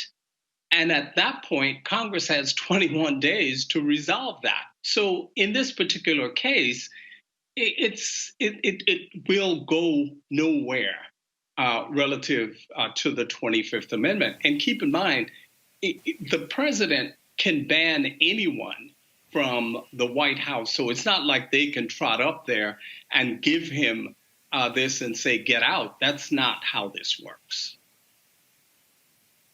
So when you say incapacitated, that means that, so if he says, I'm not, now they actually have to prove it. Now there has to be some process. So in essence, some evidentiary hearing to determine that. Yeah. And that will take place in 21 days. So as a practical matter, by that time, he'd already be out of office. Now, the worst case scenario that can happen is you can have dueling presidents. So, for example, Pence can say, yes, I determined that you're incapacitated, and so I'm acting as president. Then Trump says, no, I'm not. I'm still president. So it's, the 25th Amendment really isn't explained as much as it should be explained so that folks understand it's not as easy as it sounds.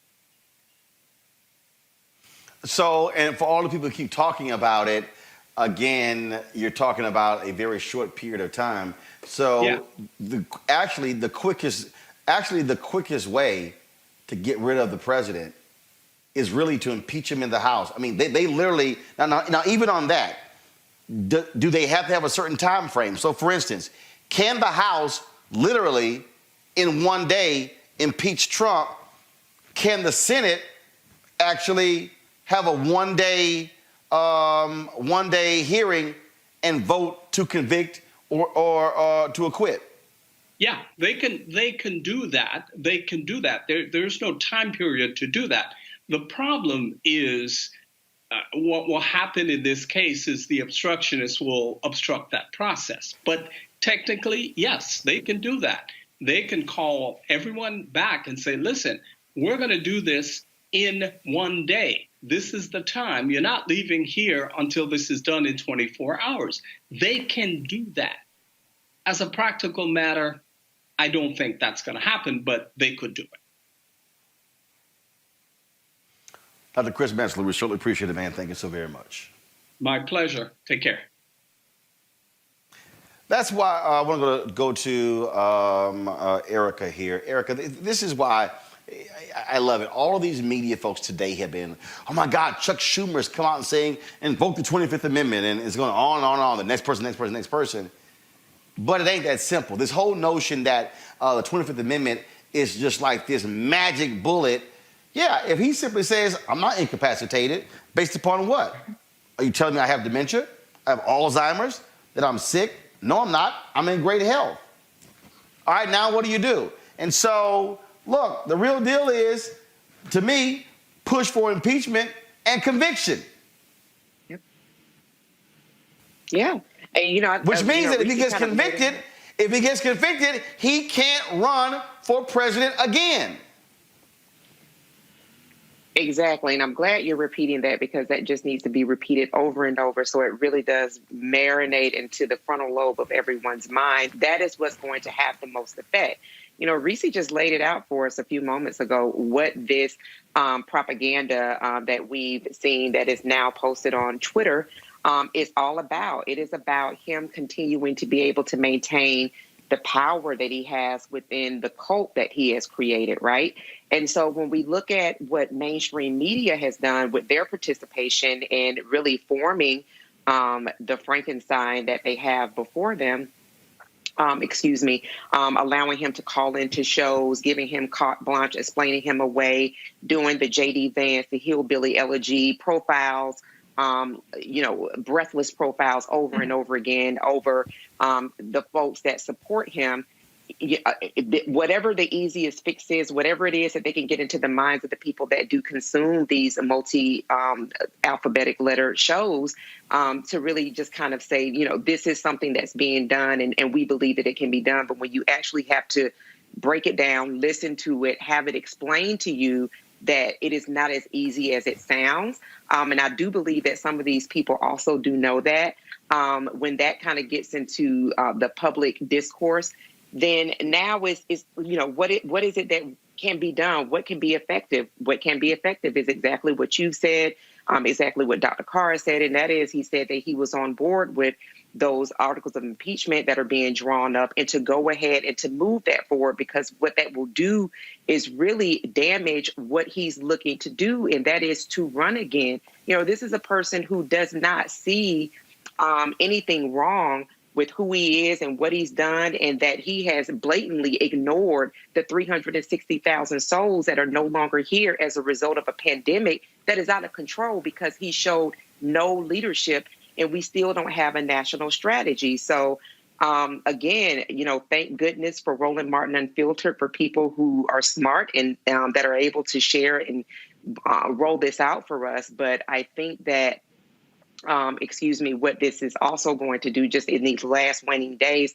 people just ready for this to be over with. So hopefully, if members are able to draw up those, articles of impeachment and get it done, great. But, to be honest, I think what a lot of people are feeling is, number one, because of what we saw yesterday, we do understand, white privilege is definitely something that's threaded into the American soil. We don't see that there'll be any accountability. And then secondly, that people are really wanting for his presidency to be over with so we can just move into really getting a handle on all of these other things that are mounted against us now.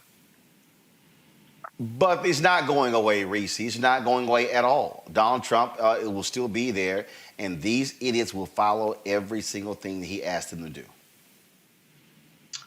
Yeah, and I think that, he's there to remind the public about how the Republican Party is the biggest threat to the national security and the well-being of this country.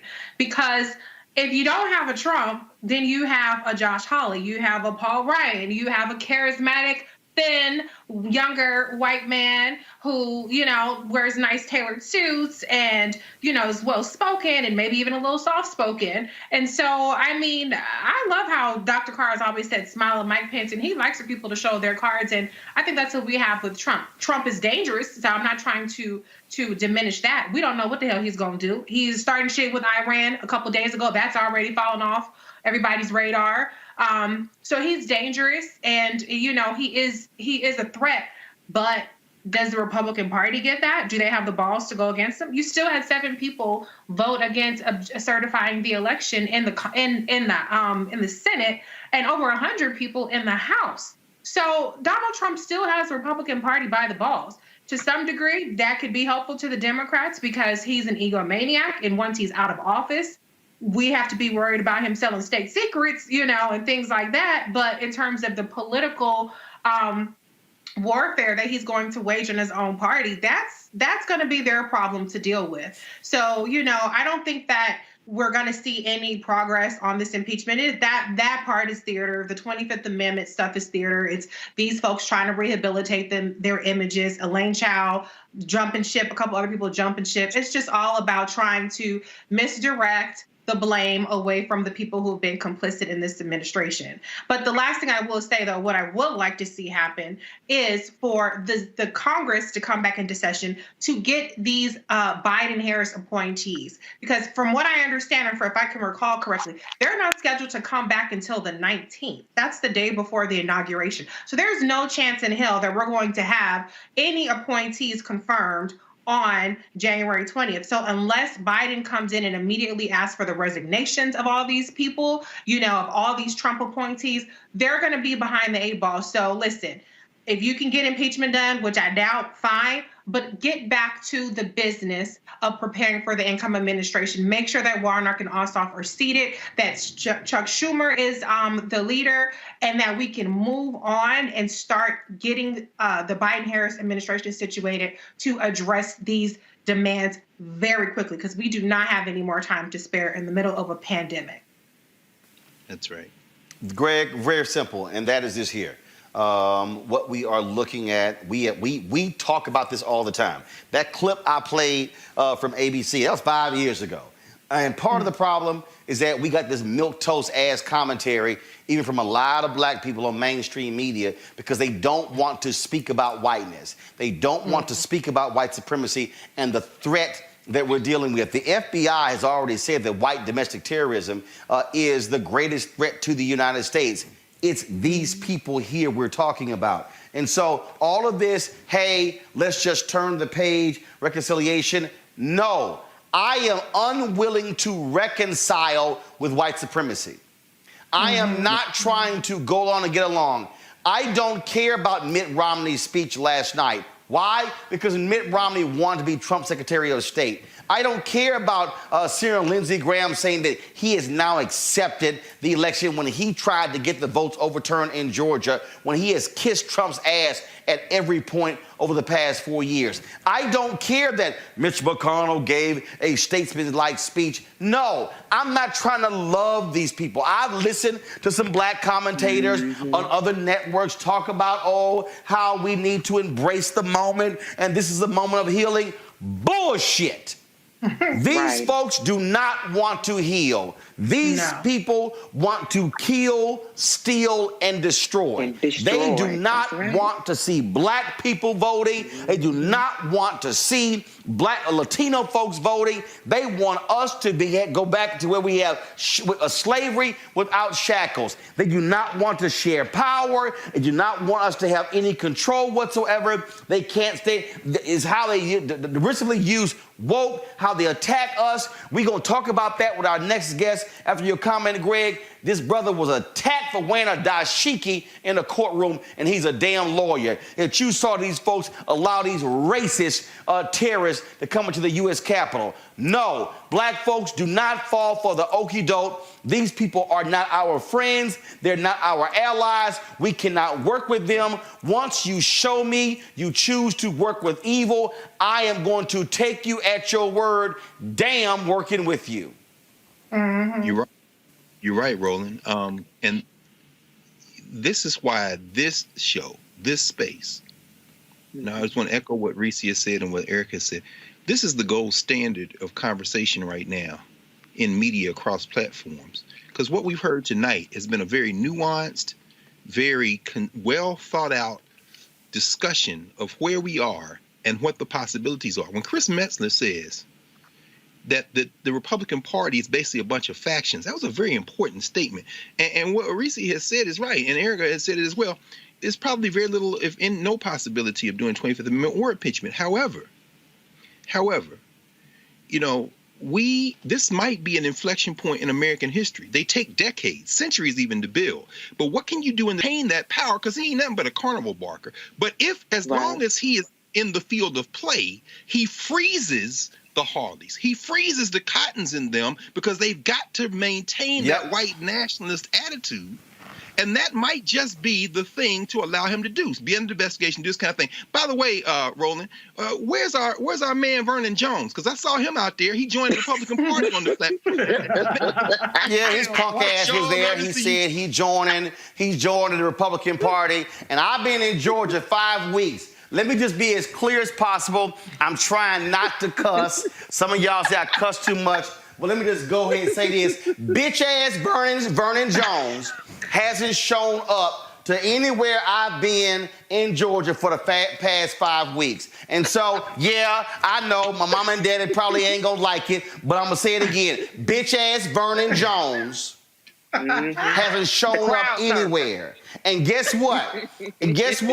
Angela Stanton, your trifling ass ain't said nothing. Bruce Lavelle, your trifling ass ain't saying nothing. Alveda King, I want to know, where are you with your Christian talk about what happened yesterday? All y'all punk ass black MAGA people who are running around saying who y'all voted for him. Yeah, Melik Abdul. I'm talking about you. I'm talking about Paris Denard. All y'all. Y'all all supported a racist, sexist, thieving, lying SOB who will unleash hate on this country, and y'all wanted 4 more years of that trash. That's why I don't want to hear a damn thing from nobody who is a part of the 74 million. To me, there are 2 lines, the 74 or the 81. Which one of those were you in? Now, if you didn't vote, yeah, it should have been with the 81, but fine, I ain't gonna dog you too much, but I will still cuss you out. But if you part of the 74 million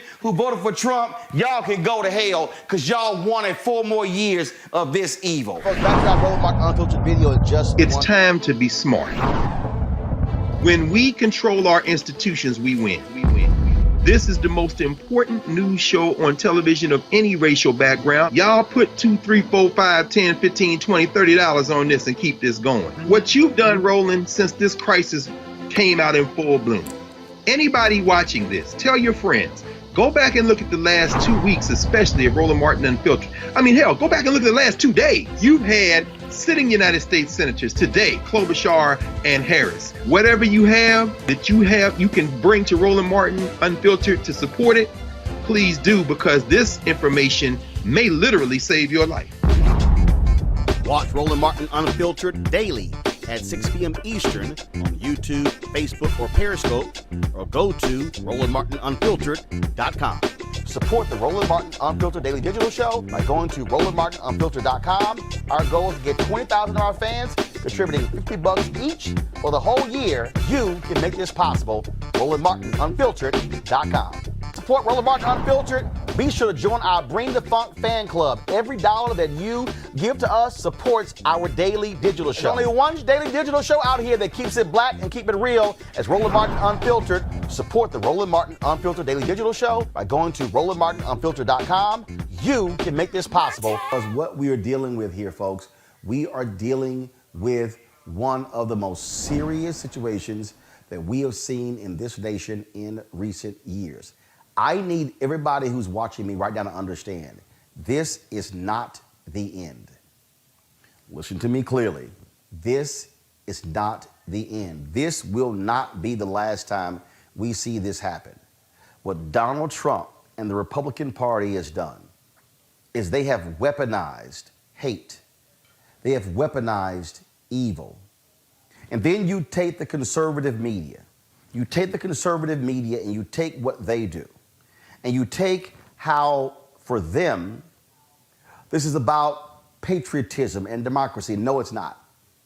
What this is about is they cannot handle black people and Latino people and Asian people, Native American people, non-white folks voting in this country. See, we have been, not on this show, not my guests, not my panelists, but mainstream media in white America has been playing footsie, playing games over the past several years. They have written pieces where they've said that this is no big deal, y'all are making a big deal out of this. Oh no, Trump didn't mean that with his tweets. Now we know he meant every single thing. And there's some troubling issues here. There's some troubling issues that we want to talk about. Today, on the Joe Madison Show on Sirius XM Radio, Congressman Jim Clyburn was on. And here we go to my iPad. This is what the congressman said today. Something else was going on here, Joe. My office, if you don't know where it is, you ain't going to find it by accident. Folks, just so you know, I've been to Congressman Clyburn's office, and let me tell you, it was difficult getting to his office, and he's 100% right. You're not going to find his office by accident. He said, the one place where my name is on the door, that office is right on Statuary Hall. They didn't touch that door, but they went into that other place where I do most of my work. They showed up there harassing my staff. How did they know to go there? How come they didn't go where my name was? They went where you won't find my name. But they found where I was supposed to be. So something else was going on untoward here. Folks, this is Congressman Jim Clyburn clearly implying that this was an inside job. This is Congressman Jim Clyburn clearly implying that there were people who worked on the inside of Capitol Hill who likely were police who were directing people where to go. Folks, I need you to understand, I have been to that office he's talking about. It is not an easy office to find. You wouldn't just automatically go to that particular office. Those folks were directed to that office. I'm going to show you this clip right here. I want you to listen to what the Capitol Hill police officer says, and I think he's black. He says you can disagree with it, they respect it. Listen to this. Listen. Come on. You can disagree with it, but respect it. Come on. I want y'all to count here. I want you to count the number of cops standing here holding the door open. 4 of them. 4 of them. Folks, back to that Roland Martin Unfiltered video. It's time to be smart. When we control our institutions, we win. This is the most important news show on television of any racial background. Y'all put $2, $3, $4, $5, $10, $15, $20, $30 on this and keep this going. What you've done, Roland, since this crisis came out in full bloom. Anybody watching this, tell your friends. Go back and look at the last 2 weeks, especially of Roland Martin Unfiltered. I mean, hell, go back and look at the last 2 days. You've had sitting United States senators today, Klobuchar and Harris. Whatever you have you can bring to Roland Martin Unfiltered to support it, please do, because this information may literally save your life. Watch Roland Martin Unfiltered daily at 6 p.m. Eastern on YouTube, Facebook, or Periscope, or go to RolandMartinUnfiltered.com. Support the Roland Martin Unfiltered Daily Digital Show by going to RolandMartinUnfiltered.com. Our goal is to get 20,000 of our fans contributing $50 each for the whole year. You can make this possible. RolandMartinUnfiltered.com. You want to support Roland Martin Unfiltered? Be sure to join our Bring the Funk fan club. Every dollar that you give to us supports our daily digital show. There's only one daily digital show out here that keeps it black and keep it real. As Roland Martin Unfiltered. Support the Roland Martin Unfiltered Daily Digital Show by going to RolandMartinUnfiltered.com. You can make this possible. But let's just be honest. What these people are also angry about, they're angry because black people participated in democracy. They're angry that black people in DeKalb County and Fulton County were the ones who put Raphael Warnock and John Ossoff over the top in Georgia, and that's how they are going to be 2 United States senators. They're angry because Donald Trump was pissed off that voters in Fulton County did not voted for Joe Biden and Kamala Harris. They are angry, led by Donald Trump and Republicans, because of black voters in Philadelphia, in Detroit, in Milwaukee.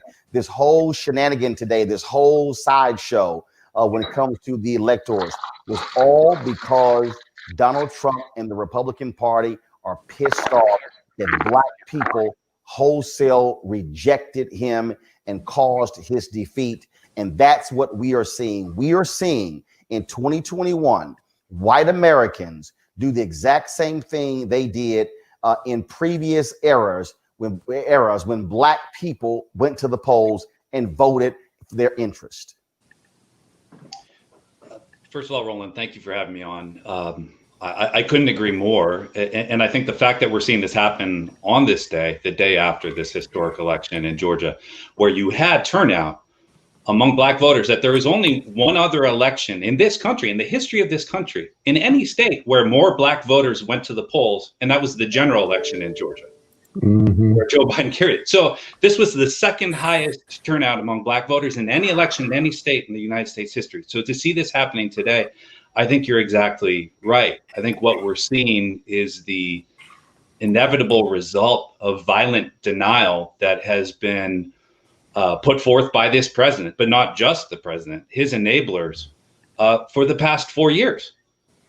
And this was always going to be the inevitable conclusion. We saw this, but the Republican Party humored him along the way. They not only humored him, they promoted his lies. They gave them credibility.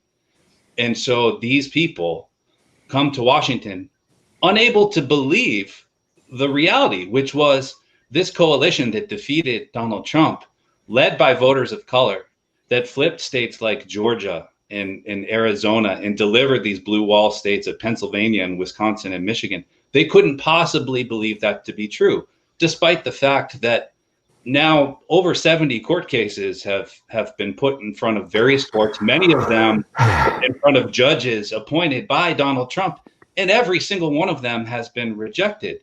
There's no evidence, but that hasn't stopped them. And it's just this violent denial. And again, I think it's just the inevitable effect that we're seeing today. And it's sad. It's time to be smart. When we control our institutions, we win. This is the most important news show on television of any racial background. Y'all put $2, $3, $4, $5, $10, $15, $20, $30 on this and keep this going. What you've done, Roland, since this crisis came out in full bloom. Anybody watching this, tell your friends. Go back and look at the last 2 weeks, especially of Roland Martin Unfiltered. I mean, hell, go back and look at the last 2 days. You've had sitting United States senators today, Klobuchar and Harris. Whatever you have you can bring to Roland Martin Unfiltered to support it, please do, because this information may literally save your life. Watch Roland Martin Unfiltered daily at 6 p.m. Eastern on YouTube, Facebook, or Periscope, or go to RolandMartinUnfiltered.com. Support the Roland Martin Unfiltered Daily Digital Show by going to RolandMartinUnfiltered.com. Our goal is to get 20,000 of our fans contributing $50 each for the whole year. You can make this possible. RolandMartinUnfiltered.com.